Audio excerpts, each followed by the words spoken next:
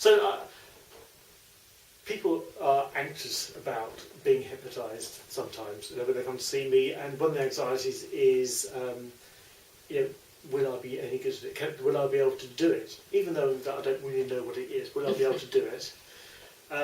Or at the other end of the spectrum, will I get stuck in hypnosis?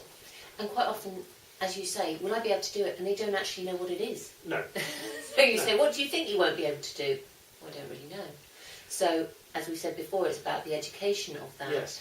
And everybody does it in their own way. And it's something that's not done to you. It's something that you do yourself. That's right. Ultimately you have complete control.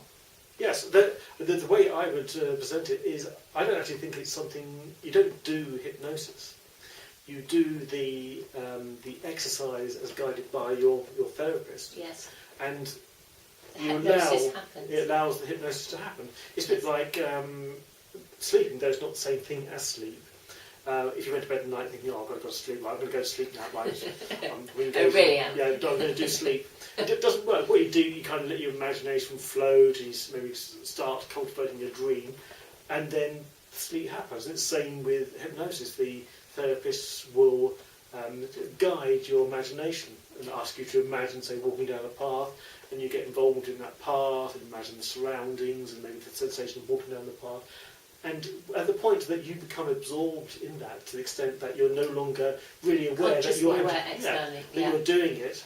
In the same way with, going back to a dream, you don't know you're dreaming until the end, when you come out of the dream. That's right. Because you're so engaged with hypnosis. You don't really realise you've done it until you come to the end of the exercise, because you've been so engaged in what you're doing. But what's quite interesting with the analogy with sleep is that when you go to bed and, like you say, you lay down and expect sleep, there's also physical triggers there. Yes. So you go to your bed and that's where you go to sleep. And we'll talk about it, I expect, within these parts, that there are physical triggers with hypnosis. Some will sit in a particular way. Yes. Sometimes there's music. Yes. And is that having the expectation of hypnosis, that it's coming? Yes, absolutely. Opening your mind, being open to, the situation that you want to happen. Well, we see that in class with students. Once they've been through a kind of exercise, and they've been hypnotised a few times in group hypnosis sessions, where we ask them to sit in a particular posture, and we have certain phrases we use. Before we've even started doing any kind of hypnosis induction, we can look around the room, and a lot of them, they're already there, because they've had that trigger. And they've experienced it a number of times. Their body then starts to think, and their mind starts to think, right, we're doing that thing.